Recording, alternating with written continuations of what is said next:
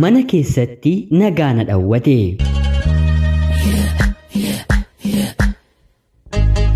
Yeroodhaaf maqaa kiyya himachuun barbaadu kanan dhaladheetti guddadhe Jiituu Magariituu Oromiyaa keessatti yeroo ta'u barnoota kiyyallee ijoollummaa kootti galeen hanga kutaa 8ffaatti ergan baradhee booda fedhii kiyyaa fi fedhii maatii kiyyaan gara biyya ambaatti imala koon taasise. Biyya ambaa deemeen waggaa 4tiif illee ergan dalagee booda gara biyyaatti deebi'een bultii dhaabbadheen ilmaan 2 horadheen ammallee bultiin ijaarradhe naaf mijachuu dinnaan sababa biyya ambaa godheen deebisee imaleen jiraachaatiin jira. Maatiin kiyyaa maatii baadiyyaadha. Ana waliin dubartootas ta'e dhiirota ijoollee hedduu qabu. Sanummoo abbaan kiyya haadha manaa gara biraallee haadha kiyya dursee waan fuudheef ishiirraas bakkeetti akkanumaan otoon fuudhiin kan dhalches ijoollee hedduu qaba. Deemee bakka garaagaraatti ijoollee godhachuu malee guddisuuf garuu yeroo dhimmoomu anis ta'e obboloonni kookaan arginee hin beeknu. Obbolaa haadha tokkoo yoo taane malee abbaa tokkoon obbolaa kan taane obboloota koo waliin hanga kanaatti ija obbolaa waliin ilaallu. Sanuu garaagarummaa haadha kiyyaa fi haadha isaanii gidduutti uumamuun garaa duubaan akka diinaatti wal ilaalla. Maddi galii maatii kiyyaa lafa qonnaa abbaan kiyya qotee qochisiisee galchuun waan ta'eef mana itti midhaan harki caalaa galeef itti inaafama. Akkuma mucaa baadiyyaa kamiyyuu barnoota koo ganamaan kutaa 1ffaa na galchanii barachuu eegalus haa ta'uutii garuu hojii barnoota gidduu otoon deddeebi'uu barumsa koof otoon ta'in hafeen kutaa 7ffaatti si'a 2 irra deebi'ee kufeen 8ffaatti darbeen hiriyoonni koo yaada biyya ambaa yeroo naaf kaasan anis maalin eegaree silaafoo barnoonni kun naaf hin taatu galma naaf hin geessu jedheen haati kiyya abbaa kiyyarraa maallaqa naaf fuutee dallaalaa gara biyya ambaa nama geessu barbaaddadheen magaalaa Finfinnee deemuun wantoota na barbaachisu erga raawwadhee booda gara biyya ambaatti imala koon taasise.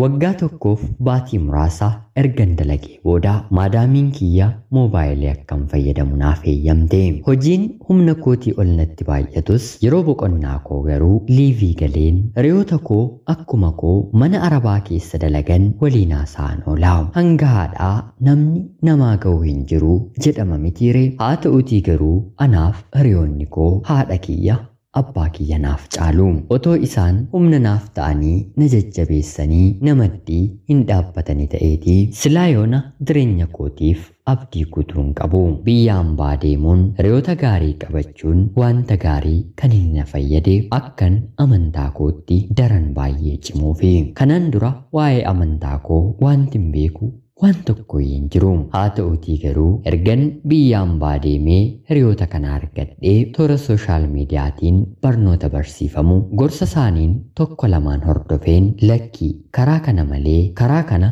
deemuun qabdu haala isaannaan jedhaniin anis fudheen jireenya koo itti jiraachuu jalqabe. Biyya ambaa naannoo waggaa 3 ergan jiraadhee booda dargaggeessa biyya kiyyaa tokko waliin baraa. Yeroon baradhullee qaamaan waan hin beekuuf darbeellee ganda keenya ni dhufa. Ofii hojjetaa mootummaadha. Namni barate akka har'aa bakka hundatti guutee kabaja isaaf malu dhabus yeroo sanatti namni kuni namoota gurguddoo naannoo keenyaa biratti namni kuni kan barate digiriidha jedhamee leellifamaa fi ture.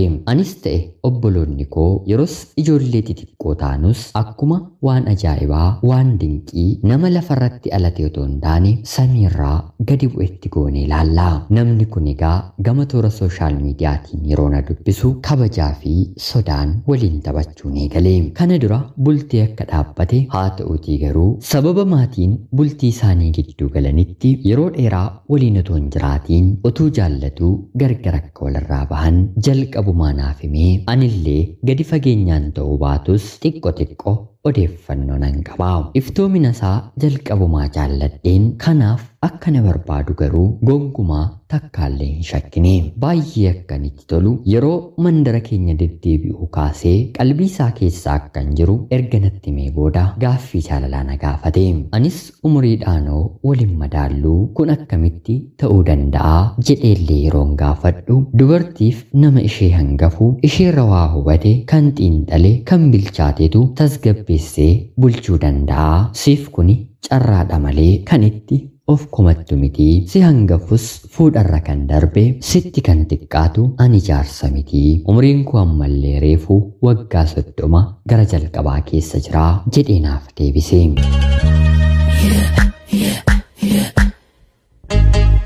Naannoo baatii 2 oliif gadi bitaa mirga akka dubartii kamiittuu erga yaadee booda karaa amantiitiin rabbiin sodaannee waliin kan jiraannu yoo ta'e anis dubartiidhaa dhaabbeen dhaabbiitti hin hafuu bor heerumuun koo waan hin oolleef yaada gaarii kan naaf qabdu yoo ta'e sittan heerumaa jedheen gaaffii jaalalaa isaa deebiseefi innis tole jedhee gammadee yeroo sanaa kaasee tapha yookiin immoo haasoo keenya daballee ogummaa jaalalaan copha dubbii walitti qabamee garba guutu waliif qoodaa guyyaa guyyaan jaalala akka galaanaatti waliin daakaa akka lagaa waliin yaa'aa akka haroo bakka nutti ulfaatetti walitti qabamaa wal mari'achaa tokko yoo boora'e carii yookiin immoo taliila waliif qoodaa tokko yoo goge tokko burqaa baatii 8 waliin dabarsinee erga kanaatii biyyatti galeen bultii jaarrannee waliin akka jiraannu murteeffannee maatii beeksiseen yeroon hafte keessatti waa'een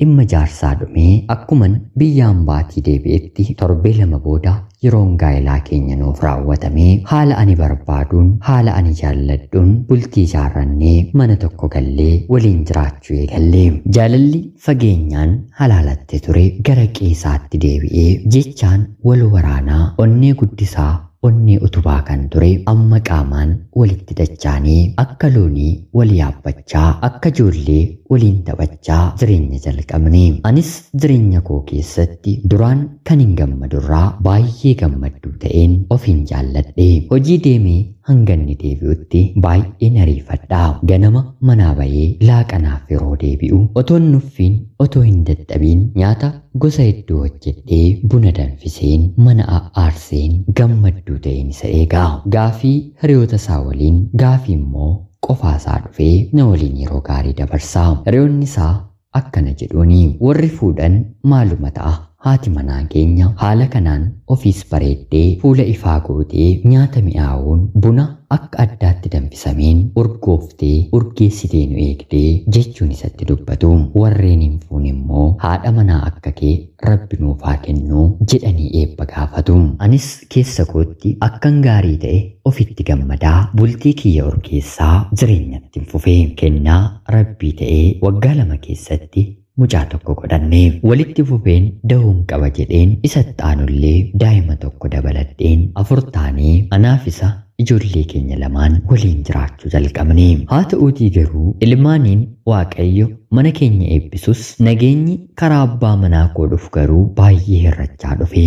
Fuula gammadu isarraan dhabee yeroo hundaa waan xiqqoottis waan guddaattis anatti gungumaa oola. Bakka hojiitii namaan walitti bu'ee aaree yoo dhufe anatti dubbata. Harka caaluun ani deebiin deebisuufi tokkoffaa hangafa koo lammaffaa immoo abbaa manaa koo waan ta'eef haala kanaan manni keenyi kaleessa taliila carii ture bishaansaa boora'aa dhufe. Abbaan manaan koo garaanarraa deebifate. Dur wanta ani isa jedhu tokko ton darbiin na dhagahaa. Amma garuu gurra naaf hin qabu. Wanti kuni jireenya koo keessatti baay'ee na dadhabsaa yeroo dhufu haadha koo bira deemeen maalaa godhuu otoo ani akkana ta'uu fi abbaan manaan koo akkana natti ta'ee jedheen ishee gaafadha. Yeroo kanatti haadha mitiiree amalli dhiiraa takka takka akkanuma. Haa ta'uutii garuu yeroo qalbiin isaa deebi'u ofii si balleesseera jedhee dhiifamaan si gaafatuuf obsii ijoollee kee guddifadhu jettee na gorsiti. Anis gorsa haadha koo qabadheen waggaa 1 waggaa 2 obseennan jiraadhe. Haa ta'uutii garuu oduu darbee nama namaan dhufuun dubartii gara biraa biiroo isaa keessa akka inni jaallate dhaga'uun hin jalqaba. Mirkaneeffachuudhaaf yaalii yeroon godhu waliin biiroo tokko keessa waan hojjetaniif shakkuuf malee adda baafachuun baay'ee natti ulfaate. Haa ta'uutii garuu ganama yeroo manaa ba'u ishee eegee waliin deema. Yeroo boqonnaas shayee waliin dhugu. Yeroo galan waliin manatti galu. Anis mucayyoo kanarraa maal qabda jedheen guyyaa 1-2 gaafadheera. Silaa dubartiin dhiirri dubara faana yeroo deemu inaafuu fi shakkuu malee wanta biraan beektu ani hoogganaa isheeti. Isheen immoo ittaanaa kiyyaa biiroo tokko keessa waan dalagnuuf waliin baanee waliin gallaa. Sanarratti hojii keenyaan baay'ee walii gallaa jedheenaaf deebise. Anis dhugaa jedheen fudhee. Yeroo booddee garuu wanti hin dhaga'e raajii natti ta'e. Jaallatee fuudhuu barbaadee haa ta'uutii garuu amantaan gargar waan na ta'eef walii galuu akka dadhaban dubbiin na bira geesse. Dubbii kana yeroodhaaf keessi kiyya amanuu baatus haa ta'uutii garuu otuu ijji kiyya arguu abbaan manaan koo har'aa kaasee amantii kanan hordofa jedhee amantii isaa jijjiire. Anis maaliif kana ta'a bifa kanaan wal fuunee ollaan namni kan nu uume waaqti maal nuun jedhaa jedhee yeroon gaafadhu jireenya keef kan ta'u amantii barbaadde filachuu dandeessaa. Haa ta'uutii garuu kan koo naaf filuus haa ta'u naaf dhiisuu hin dandeessu jedhe natti dubbate. Yeroo kana dhuguma mucayyoo kana waliin wal fuudhuuf akka inni ta'e dhibbaa addan baafadhe. Haa ta'uutii garuu kana ol dandamadheen hanga inni ana biraa bahee ishee waliin jiraatutti eeguun waan natti ulfaateef ilmaan koo mana kootti gateen gara magaalaa Finfinneetti baduun baatii 2 ergan turee booda viizaan kiyya naaf dhufee gara biyya ambaatti deebiseeni malee. Erga kana haadha kiyyatti bilbiluun adaraa ilmaan koo beelofti illee na jalaa du'uu waan dandeessuuf nama kana harkaa naa fuudhee otoo inni haadha ormaa itti na jalaan galchiinii jedhee gaafadheen jalaa baasifadheen guddifachaan jira. Haa ta'uutii garuu bultiin inni ijaaruuf qophaa'e kun kan sadaffaa waan na ta'eef dubartiin inni jaallate amantaasaa ana waliin otoo jiruu jijjiirsifte dhumarratti lakki jettee dhiira gara biraa waliin hariiroo jalqabde. Yeroo kanatti maraachuu malee kan isaa hafee hin jiru. Qalbii isaatti guyyaa deebi'u maaloo naaf deebi'ii anatu si balleessee anatu sitti darbee balleessaa kiyyaaf gatii kiyya argadheeraa maaloo naaf deebi'iitii waliin jiraannaa jaalala keenya jalqabaatti deebinaa amantii koollee kan duraatti deeffadheeraa jedhee ammammoo harka koo miilla koo jechaa jira. Ilmaan koo yeroon ilaalu otoon itti deebi'ee bultii kiyya dadhabeen biraa deeme biraa otoon deebi'ee natti tola. Haa ta'uutii garuu gochaan inni natti raawwate 1-2 taa'ee yeroo yaadu lakki kanaan booddee dhiirri na fuudhu iyyuu haa dhibu malee isatti heerumuu koorra dhaabbadhee hafuun boqonnaa naaf kennaa. Bor anarratti dubartii gara biraa jaallachuu dhiisuusaa maaliin hin mirkaneeffadhaa jedhee keessi koo na lolaa. Mee obboloonni koo seenaa kiyya dhaggeeffattan waanaan jedhaa. Manni kiyya natti ulfaatee qoreenna waraante madaan jecha keessa kootiin naaf fayyuu wanta dadhabdeef gara keessan dhufeera. Yaada keessaniitiin ilaa yaa obboleettii keenyaa kana godhii kana wayyanaan jedhaa. Ana obboleettii keessan biyya ambaarraati. Ulfaadhaa nagayaatti galatoomaa.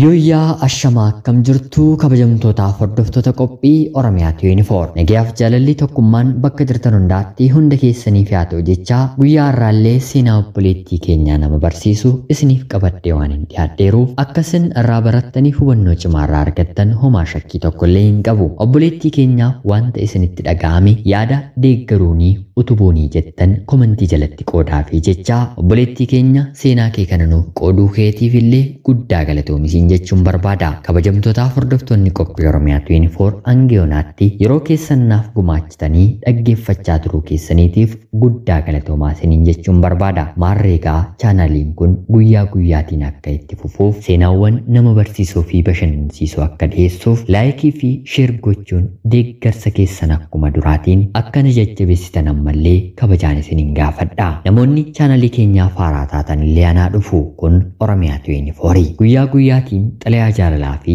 seenaa jireenyaa nama barsiisuuf bashannansiisuu danda'u isiniif qabattee waan dhiyaattuuf sabskiraayib gochuun maatii keenya erga taatanii booda xalayaa jaalalaa seenaa jireenyaa nama barsiisuuf bashannansiisuu danda'u qabaattan karaa telegiraamii karaa lakkoofsa bilbilaa kiyyaa duwwaa 937 38 65 64 naaf erguun irratti hirmaachuu dandeessu. Qopheessuuf qindeessuun isin waliin kanan ture ani Gammachiis Tashoomeeti. Seenaa gara biraatiin hanga walitti deebinutti bakka jirtan maraan turtii gaarii isiniif hawwaa yeroo gaarii.